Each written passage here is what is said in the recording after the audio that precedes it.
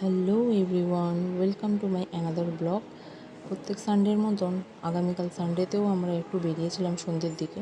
চেষ্টা করি সানডেতে বেরোনোর, কোনো কাজ দরকার হোক আর বা না হোক, কারণ অন্য কোনো দিনগুলোতে আমরা সেরকম সময় পাই না। যদিও তোমাদের আমি আগেও জানিয়েছি, কেন পাপার ছুটি থাকে না। তো চেষ্টা করি সানডেতে একটু নিজেদেরকে টাইম দেওয়ার জন্য। আর দেখো, বেরিয়েই দেখি যে এক দু ফোঁটা করে বৃষ্টি হচ্ছে। তো ভাবলাম হয়তো বৃষ্টি হবে না, কারণ সকাল থেকে ওয়েদারটাও মেঘলা ছিল।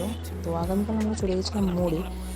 আমরা এর আগে কখনো যাইনি সেইভাবে। তো ভাবলাম যে যাই, একটু দেখি কী আছে না আছে। তো সেভাবে কিছু কিনিনি, জাস্ট এমনিই গেছিলাম, কেনার মতো সেরকম কিছু ছিল না। তো জাস্ট এমনিই ভিজিট করলাম। তারপরে বেরিয়ে দেখি বৃষ্টি চালু হয়ে গেছে, বেশ ভালোই গুঁড়ি গুঁড়ি বৃষ্টি পড়তে শুরু করে দিয়েছে। তো মুখে চোখে পড়ছে বৃষ্টিটা। তাড়াতাড়ি করে আমরা চলে গেছিলাম একটা কসমেটিকের দোকানে। এই কসমেটিকের দোকান থেকে আমি প্রায় সব রকম কসমেটিকই কিনি। তো অন্য একটা কোনো ব্লগে তোমাদের সাথে আমি এই কসমেটিকের দোকানটা শেয়ার করব। আমার সাথে যারা থাকো তাদের ম্যাক্সিমামই হয়তো এই দোকানটা চিনবে, কেন এই দোকানে খুব ভালো জিনিস পাওয়া যায়, মানে কম থেকে বেশি দামের আর সব রকম ব্র্যান্ডের সব কিছুই এখানে পাওয়া যায়। খুব ভালো জিনিস মানে পাওয়া যায়। তো যাই হোক, আমি এখানে কিনেছি মামাআর্থের বেবি ক্রিম, একটা বাবা বডি স্প্রে নিয়েছিল, আর এই ব্যান্ডগুলো নিয়েছি। এই ব্যান্ডগুলো আমার খুব ভালো লাগে। আমার আগে একটা ছিল, সেগুলো ভেঙে গেছে। তো আমি এবারে 1 ডজন কিনে নিয়েছি।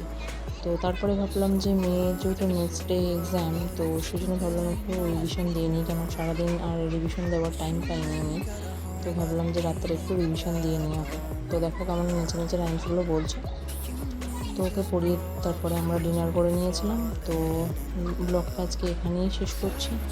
যদি ব্লগটা ভালো লেগে থাকে তো তোমরা একটু লাইক করে দিও, আর সবাই সুস্থ থেকো, ভালো থেকো, টাটা।